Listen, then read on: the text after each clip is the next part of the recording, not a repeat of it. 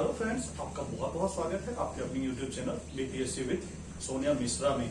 Well friends, I hope you are doing good. Well friends, आज जो हम topic cover करने जा रहे हैं वो है पटना कलम पेंटिंग स्टाइल। जो पटना कलम पेंटिंग स्टाइल है उसका किस तरह से डेवलपमेंट हुआ, किस तरह से ये एग्जिस्टेंस में आया, ठीक है फ्रेंड्स।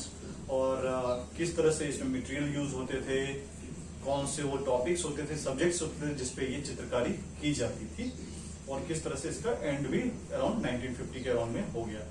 दोस्तों, ये टॉपिक शुरू करने से पहले आपको बता दूं कि हमारे channel YouTube channel BPSC with Sonia Mishra में इसके हिस्ट्री सेक्शन में प्लेलिस्ट में आपको बहुत अच्छे क्वालिटी वीडियोस सोनिया मैडम ने बनाया है। जैसे आपको चंपारण सत्याग्रह पे बहुत अच्छी वीडियोस हैं, क्विट इंडिया मूवमेंट जो 1942 है उस पे वीडियोस है, रिवोल्ट ऑफ 1857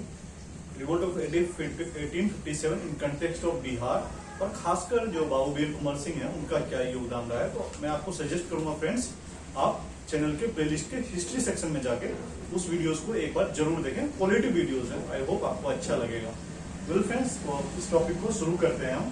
फ्रेंड्स, अभी हम देख लेते हैं कौन सी हेडिंग्स है जिसके तहत हम इस टॉपिक्स को कवर करेंगे। जो पटना कलम पेंटिंग स्टाइल है, इसको हम बेटर अंडरस्टैंडिंग के लिए आपको बता दूं दोस्तों, इस टॉपिक को मैं दोनों हिंदी और English I will cover in both Hindi as well as English medium for your better understanding.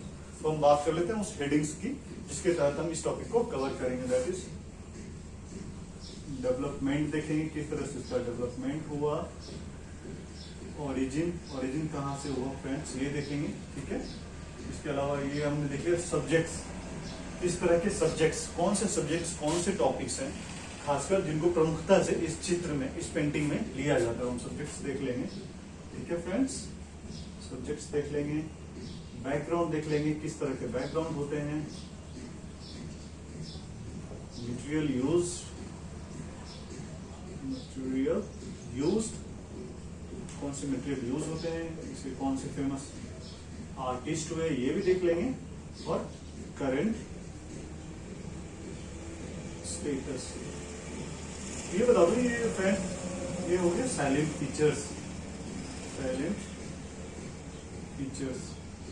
मतलब विशेषता।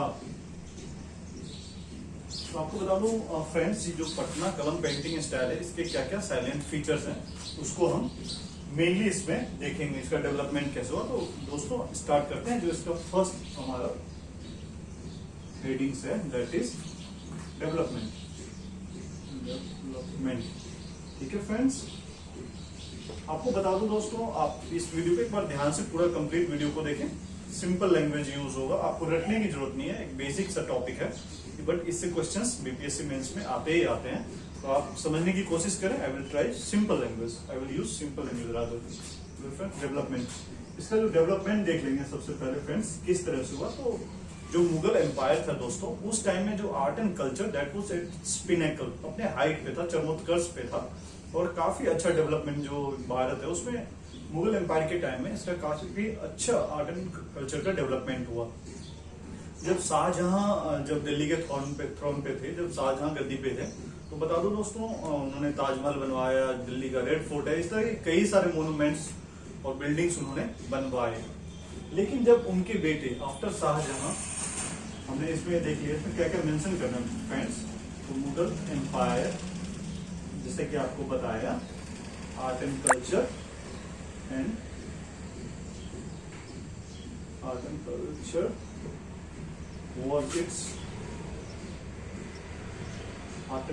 was at its pinnacle, अपने हाइट पे था, ठीक है फ्रेंड्स। इसके अलावा हमने शाहजहां को मेंशन करना है, just for giving a background, किस तरह से स्टार्ट हुआ फॉर योर बेटर अंडरस्टैंडिंग। हमने बताया शाहजहां, इनका क्या कंट्रीब्यूशन रहा है, और आफ्टर शाहजहां जो औरंगजेब आए, तो फ्रेंड्स आपको बता दूं, औरंगजेब जब दिल्ली के गद्दी पे आए, when he took to the throne of Delhi, वो most of his time spent in fighting war with the rivals. जो इनके दुश्मन थे उनके साथ इनके मैक्सिमम जो टाइम है वो टाइम लैप्स्ड इन फाइटिंग वॉर। तो इनको जो मैक्सिमम इनके टाइम थे वो वार फाइट करने में ही लग गए। तो इस तरह से औरंगजेब जो आर्ट एंड कल्चर है उसके डेवलपमेंट पे उतना ध्यान नहीं दे पाए फ्रेंड्स। तो इस तरह से जो इनके रॉयल मुसब्बिर बोलते हैं, रॉयल मुसब्बिर जो दरबारी आर्टिस्ट है, जो दरबारी आर्टिस्ट है उनका भी काम लगभग खत्म सा होने लगा, क्योंकि उनको अच्छा अमाउंट दिया जाता था, इसके अलावा उनके खाने पीने की व्यवस्था की जाती थी, तो वो एक तरह से खत्म होने लगे। जो रॉयल पैट्रोनेज बोलते हैं, रॉयल पैट्रोनेज ये भी एक तरह से खत्म होने लगा दोस्तों। तो इस तरह से this situation leads to fling of the artist from Delhi to other parts of the India. इस तरह से जो आर्टिस्ट थे, जिस तरह से ये खत्म होने लगा, हमने देखा रॉयल मुसब्बिर जो दरबारी आर्टिस्ट थे उनको जो रॉयल पैट्रोनेज दी जाती थी, ये लगभग खत्म होने लगा। तो they started settling to North India and eastern India as well. तो जो नॉर्थ इंडिया में काफी सेटल हो गए, राजस्थान में, यूपी में सेटल्ड हो गए। तो बता दूं फ्रेंड्स, उसी समय जब ये लोग अलग अलग कंट्री के अलग अलग पार्ट्स में सेटल हो रहे थे, उस समय वेस्ट बंगाल में मीर जफर वहां के थ्रोन पे थे, और he was a real lover of art and culture. तो इन्होंने काफी सारे जो आर्टिस्ट थे वो बंगाल के मुर्शिदाबाद में आ गए। यहाँ पे मुर्शिदाबाद की बात कर रहे हैं क्या फ्रेंड्स, और वहां पे वो सेटल भी हो गए, वहां पे सेटल हो गए, और मतलब जो गंगा नदी के किनारे उन्हें सेटल कराया गया, and they were doing very good, काफी डेवलपमेंट भी हुआ। बट जो सर्कमस्टेंसेस है, सिचुएशन है, वो फ्रेंड्स चेंज हो गया, और फिर इनको जो आर्टिस्ट यहाँ मीर जफर के दरबार में या उनके इन एंड अराउंड उनके द्वारा बसाए गए थे, सिचुएशन चेंज हो गया। बंगाल में वैसी सिचुएशन नहीं रही, मीर जफर उनके बेटे आ गए गद्दी पे, वो उनको उतना उन्होंने इसको डेवलपमेंट को उतना काम नहीं किया। तो अगेन क्या हुआ फ्रेंड्स, वो एक अच्छी ऐसे जगह की तलाश में थे जो कि हर एक पॉइंट ऑफ व्यू से उनके लिए बेहतर हो, उन जो आर्टिस्ट थे उनके लिए बेहतर हो। तो पटना जो था फ्रेंड्स, पटना उनके लिए मोस्ट सुटेबल प्लेस लगा, ठीक है फ्रेंड्स। और उनका एक ग्रुप है वो आके पटना में आके सेटल्ड हो गए, settle in and around Patna, ठीक है। तो पटना के आसपास के इलाके में सेटल्ड हो गए फ्रेंड्स। सेटल होने के जो प्रमुख रीजन था, यहाँ पे काफी चाइनीज जो और यूरोपियन, चाइनीज और जो यूरोपियंस थे, वो काफी सारे ट्रेडर्स आते थे यहाँ पे, बिजनेसमैन, और काफी लोग घूमने वगैरह भी आया करते थे। तो इस तरह से उनको उनके जो आर्टिस्ट थे उनके पेंटिंग्स की मांग भी बढ़ने लगी फ्रेंड्स। तो ये एक तरह का बैकग्राउंड है, the situation which leads to the development of Patna Kalam painting. आपको समझ में आ गया होगा किस तरह से डेवलपमेंट हुआ। तो ये जो है अराउंड फ्रेंड्स 1760 के अराउंड में, जो मैंने आपको बताया कि मीर जफर मुर्शिदाबाद के जो थे, वहां से ये फिर पॉलिटिकल सिचुएशन जो सिनेरियो वो चेंज हुआ, and they again came to Patna and settle in Patna. तो 1760 में जो है, तब से हम कह सकते हैं जो पटना कलम, इसको ऐसे भी लिखते हैं, कलम पेंटिंग का डेवलपमेंट हुआ। तो 1760 ऑनवर्ड्स पटना कलम पेंटिंग का डेवलपमेंट हुआ। तो फ्रेंड्स, जो डेवलपमेंट जो फर्स्ट हेडिंग था, डेवलपमेंट आपको समझ में आ गया होगा। मुगल एम्पायर था, ठीक है फ्रेंड्स। उसके शाहजहां के बाद औरंगजेब आए, तो उन्होंने आर्ट एंड कल्चर पे बहुत कम ही ध्यान दिया, which leads to fling of them to Mir Jafar, जो वेस्ट बंगाल के मुर्शिदाबाद के इलाके में थे। He was a lover of art and culture, वहां सेटल हो गए। लेकिन कुछ पॉलिटिकल सिचुएशन सिनेरियो चेंज हुआ, जिसकी वजह से एक बार फिर से उनको मुर्शिदाबाद छोड़ के कोई एक अच्छा सुटेबल जगह ढूंढना पड़ा, एंड दैट वाज पटना, ठीक है। और यहाँ पे क्या था, चाइनीज, यूरोपियन, पुर्तगीज, ये एज अ बिजनेसमैन और ट्रेवलर्स भी काफी आया करते थे। तो इस तरह से आर्टिस्ट को एक अच्छा मतलब ग्राहक मिल गया कह सकते हैं। तो इस तरह से 1760 ऑनवर्ड्स पटना कलम पेंटिंग का डेवलपमेंट हुआ, ठीक है फ्रेंड्स। तो जो फर्स्ट टॉपिक था फ्रेंड्स, आई होप आपको अच्छे से समझ में आ गया होगा। नेक्स्ट अब हम बात करेंगे ओरिजिन की, किस तरह से ओरिजिन, ठीक है फ्रेंड्स। ओरिजिन क्या है इस पेंटिंग की, जो ओरिजिन की बात कर लेते हैं, किस तरह के आर्ट फॉर्म को लेके कहां से इसका ओरिजिन हुआ है फ्रेंड्स। तो इसमें हम देखेंगे इसमें पर्शियन आर्ट, ठीक है फ्रेंड्स। इसके अलावा जो मुगल आर्ट फॉर्म है, ठीक है फ्रेंड्स। और ब्रिटिशर्स जो है, तो ये जो है ब्रिटिशर्स, तो ये जो है पटना कलम पेंटिंग, ये अमलगमेशन है, मतलब इनके आर्ट फॉर्म को लेके आपको इसमें हर एक तरह के मतलब मिल जाएगी। खासकर इसमें जो इन्फ्लुएंस है मुगल आर्ट फॉर्म का सबसे ज्यादा इन्फ्लुएंस इसमें है। इसके अलावा जो लोकल आर्ट है उसके भी इन्फ्लुएंस इस पे देखने को मिलेंगे फ्रेंड्स। तो ये वो टॉपिक्स है ओरिजिन में, तो किस तरह के आर्ट फॉर्म को लेके हमारा पटना कलम पेंटिंग डेवलप हुआ है फ्रेंड्स। आई होप ये भी आपको समझ में आ गया होगा। ओरिजिन की बात करें तो जो पटना कलम पेंटिंग है Persian art, Mughal art and British जो आर्ट फॉर्म है उसको लेके बना है। और इसके बिसाइड में जो लोकल पेंटिंग्स है उसकी भी छवि देखने को मिलती है, ठीक है फ्रेंड्स।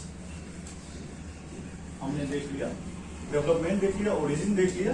जो नेक्स्ट टॉपिक आता है वो सब्जेक्ट्स। तो इस जो आर्ट फॉर्म है, ये जो पटना कलम पेंटिंग है, चित्रकला है, इसमें किस तरह के सब्जेक्ट्स को कवर किया गया, तो हम जो नेक्स्ट देखेंगे दैट इज सब्जेक्ट्स, ठीक है फ्रेंड्स।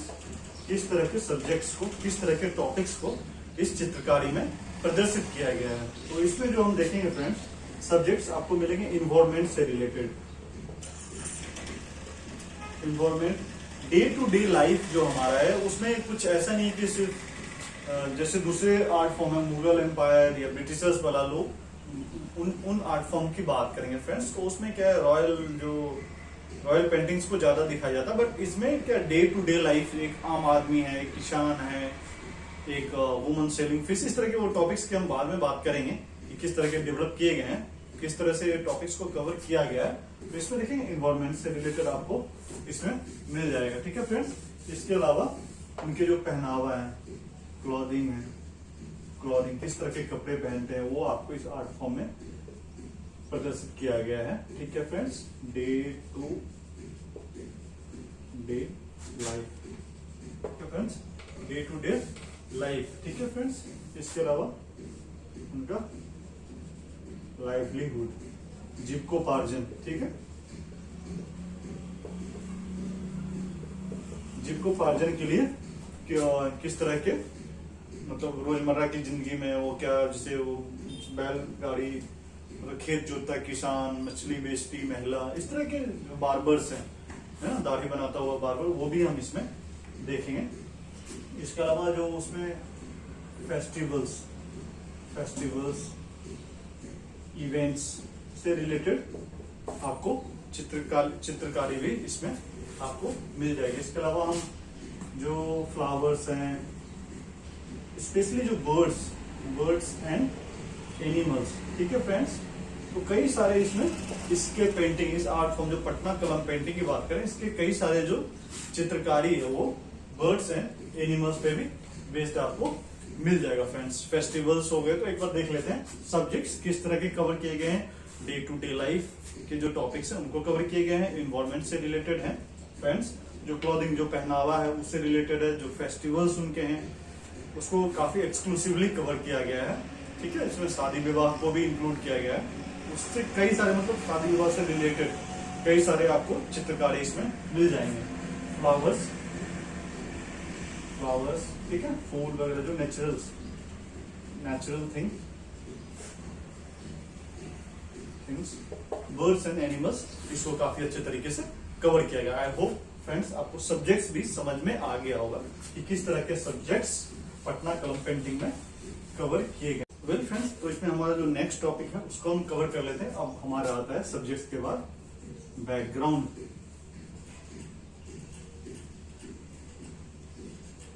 अब हम फ्रेंड्स इसमें देखेंगे किस तरह के जो उसमें आपको बताया, जो सब्जेक्ट्स हमने बताया, फेस्टिवल से रिलेटेड हो गए, ठीक है फ्रेंड्स, बर्ड से रिलेटेड हो गए, डे टू डे लाइफ के चित्रकारी हो गए, तो उसमें बैकग्राउंड किस तरह का रहता था, उस चित्र के पीछे किस तरह का बैकग्राउंड रहता था वो देखेंगे। तो जनरली कह लीजिए या मोस्टली कह लीजिए, मोस्टली व्हाइट बैकग्राउंड,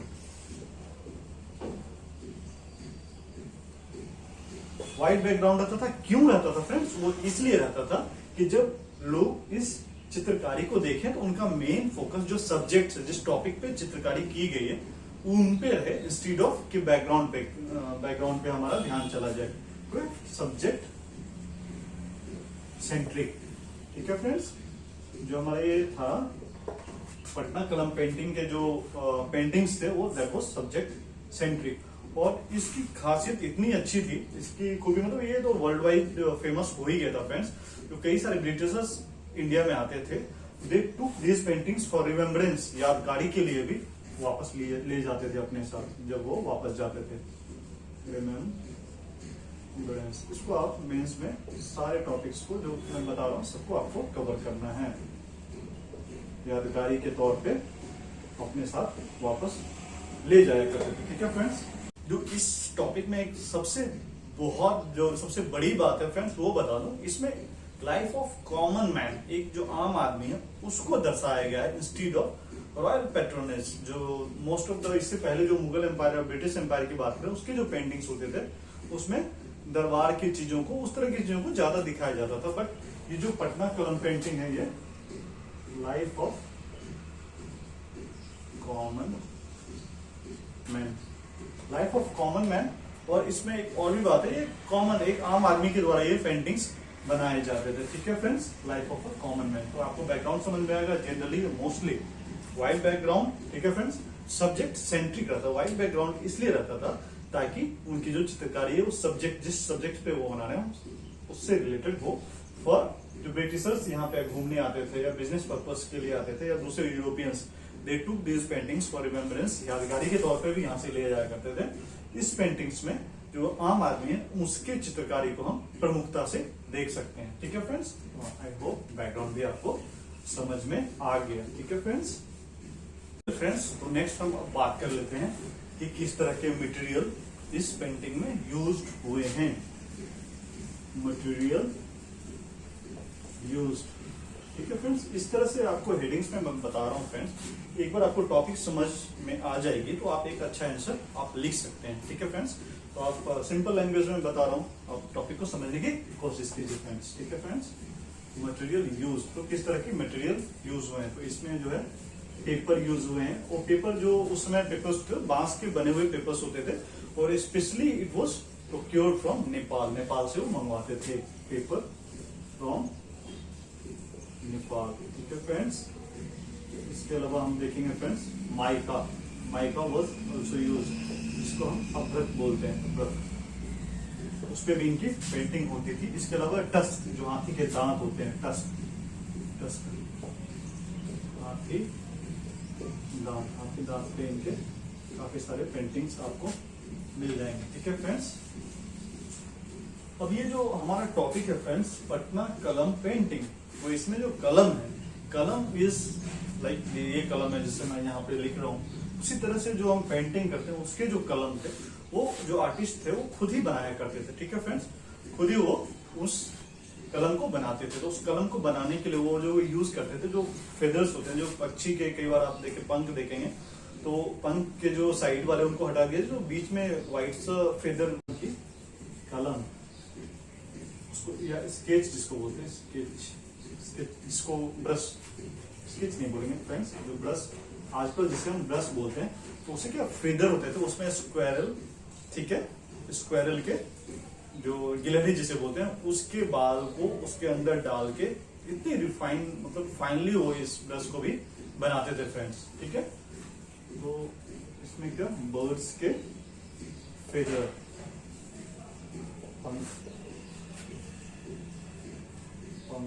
पंख यूज होते थे, और स्क्वायरल के बाल। ठीक है फ्रेंड्स, इस तरह से ये मटेरियल है जो कि इसमें यूज होता था फ्रेंड्स। ठीक है, ये हो गया मटेरियल की बात। अब इसके अलावा जो हम बात कर लें, जो इसमें जो पेंटिंग के लिए जो कलर यूज करते थे फ्रेंड्स, वो भी कोई ऐसा नहीं कि मार्केट से परचेज कर, वो खुद ही उसको बनाते थे। Mostly those colour were developed from minerals. जो कलर यूज करते थे मोस्टली एक्सट्रैक्टेड फ्रॉम मिनरल्स, ठीक है, जो कलर्स थे उसको मिनरल से ही वो निकालते थे। इसके अलावा आप क्या लें, जो फ्लावर्स थे, फ्लावर्स, फ्रूट्स, इससे भी ये कलर को एक्सट्रैक्ट, और एक लंबा प्रोसेस होता था फ्रेंड्स। वो सीजन वाइज, इस सीजन में वो कलर डेवलप करेंगे, विंटर सीजन में दे यूज टू पेंट, ठीक है, विंटर सीजन में वो कलर भरने का काम करते थे। थ्रू आउट द ईयर इनका काम चलता रहता था, तो काफी मेहनत का भी काम था, ठीक है फ्रेंड्स। लेकिन एक यहीं पे एक चीज आपको और बता दूं फ्रेंड्स, मटेरियल यूज आपको समझ में आ गया होगा आई होप। तो फ्रेंड्स यहीं पे एक इम्पोर्टेंट बात आपको बता दूं, अराउंड 1861 में पटना में फर्स्ट लिथो प्रेस, ठीक है friends, first litho press was established to what, ये जो पेंटिंग्स था इसको कॉपी करने के लिए, ताकि जो विदेश में इसकी मांग थी उसको इजिली पूरा किया जा सके, ठीक है फ्रेंड्स। तो इसका एक नेगेटिव इम्पैक्ट भी रहा, जो इसमें इन्वॉल्व आर्टिस्ट थे उनको अब उतने पैसे नहीं मिले, या फिर डिमांड भी काफी कम हो गया, तो इसका एक नेगेटिव इम्पैक्ट जरूर रहा, ठीक है फ्रेंड्स। अब हम जो बात करेंगे फ्रेंड्स, जो इसके मेन इंपॉर्टेंट आर्टिस्ट हुए हैं, ठीक है, आर्टिस्ट हुए हैं, उनकी बात करेंगे, कौन कौन से इसमें मेन आर्टिस्ट हुए हैं।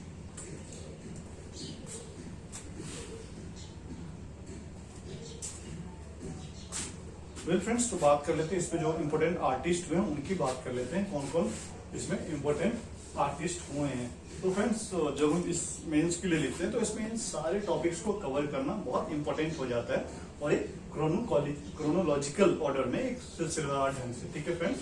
तो इसमें हम इम्पोर्टेंस वो नाम देख लेंगे, ठीक है फ्रेंड्स।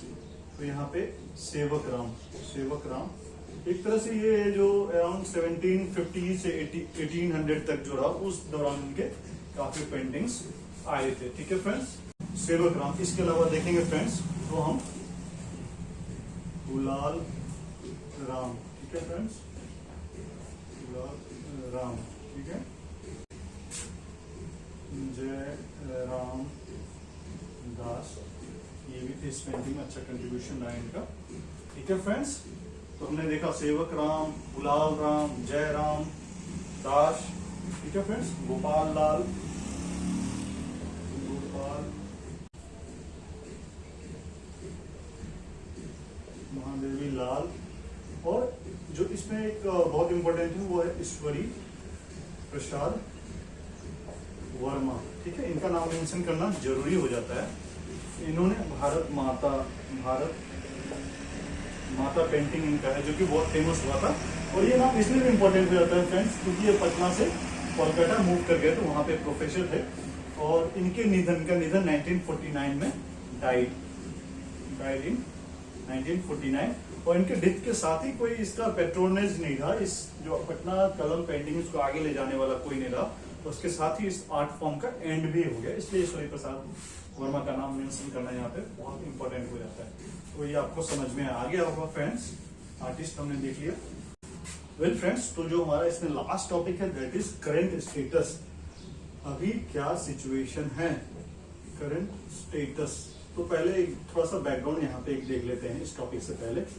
तो इसमें हम लोग देखेंगे फ्रेंड्स, हमने आपको बताया रिक्रिएशन होने लगा, रिक्रिएशन कॉपीज बनने लगे, क्यों, लिथो प्रेस का डेवलपमेंट हुआ, जो बिजनेसमैन थे, businessman and tourist now visit Patna less frequently, वो कम आने लगे, रिक्रिएशन होने लगा, कैमरे का भी डेवलपमेंट हो गया फ्रेंड्स, कैमरा डेवलप। तो इससे क्या हुआ, इसके जो इसमें काम करने वाले थे उनको अब उतने पैसे भी नहीं मिलने लगे, या उस तरह का डिमांड भी काफी कम हो गया। तो हमने देखा फ्रेंड्स 1750 से लेके 1950 तक ये जो आर्ट फॉर्म है वो फ्लोरिश हुआ, और ये देश पटना में ही नहीं, बिहार में नहीं, ना सिर्फ भारत में बल्कि विदेश में इसके बहुत अच्छे डिमांड थे, ठीक है फ्रेंड्स।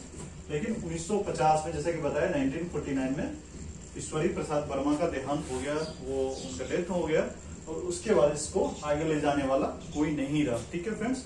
तो आज के डेट में जो पटना कलम पेंटिंग है वो बस म्यूजियम वगैरह में ही है, उसको हम आगे देखते हैं फ्रेंड्स। तो ये वेल फ्रेंड्स, तो अभी जो है वो लोगों का मेंटेलिटी भी काफी चेंज हो गया है। जो पटना कलम पेंटिंग है, इसमें सालों भर लग जाते थे। मतलब throughout the year they have to engage themselves in development of Patna Kalam painting. अभी जो उसमें वाटर कलर यूज होते थे उसमें काफी मेहनत भी अभी लगती है, और मार्केट में बहुत सारे इजिली एक्सेसिबल कलर पेंट्स वगैरह आ गए हैं जिसकी की चित्रकारी आज के डेट में की जाती है। ठीक है फ्रेंड्स, अभी बात करते हैं कहाँ कहाँ पे ये पेंटिंग प्रिजर्व है। तो ये अपना पूरा बॉक्स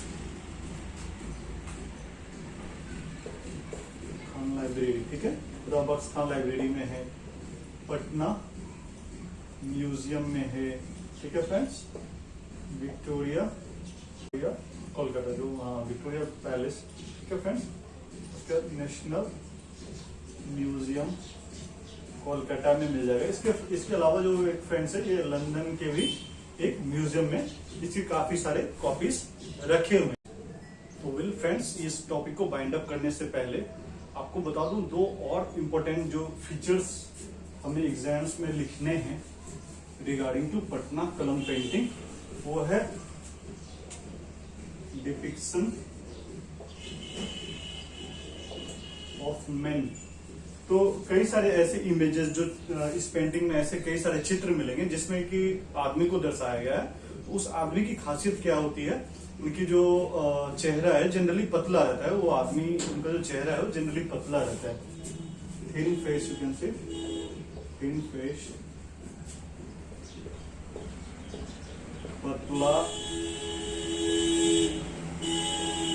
पतला चेहरा। इसके अलावा जो उनके भाव है, ये आईब्रोज थिक, काली घनी भौएं, ठीक है।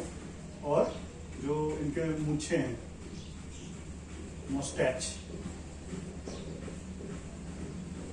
मूछे भी जनरली काली और घनी होती है। तो एक फीचर्स है, इसको आप आंसर्स में लिखेंगे तो आपका आंसर्स आप obviously will be able to score better marks. इसके अलावा एक और जो फ्रेंड्स है, इसमें जो बर्ड्स हैं, उनके बर्ड्स इनके जो चित्रकारी है पेंटिंग से, उससे ऐसा प्रतीत होता है कि इनको बर्ड्स के बारे में एक अच्छी जानकारी थी। बिकॉज जिस रेशियो में उनका जो लेग्स है, पंख है, विंग्स है, और उसमें सजीवता भी झलकती है। तो ये भी एक डिपिक्शन ऑफ बर्ड्स में लाइवली, ऐसा लगता है कि सजीव है, रियल का बर्ड्स है। और प्लस प्रोपोर्शन, जो बर्ड्स के जो डिफरेंट पार्ट्स है उसकी जो प्रोपोर्शन जिस प्रोपोर्शन में होना चाहिए, तो ऐसा भी लगता है कि उनको एक इसकी अच्छी नॉलेज है। फ्रेंड्स, तो अगर आपको ये वीडियो हमारा अच्छा लगा हो तो प्लीज लाइक करें, शेयर करें, सब्सक्राइब करें। और अगर आपको कुछ डाउट है या आपको कैसा वीडियो लगा, आप नेक्स्ट वीडियो किस टॉपिक पे चाहते हैं, तो वो भी फ्रेंड्स आप प्लीज कमेंट डाउन करके बताएं। ठीक है friends, thank you, have a good day, bye bye.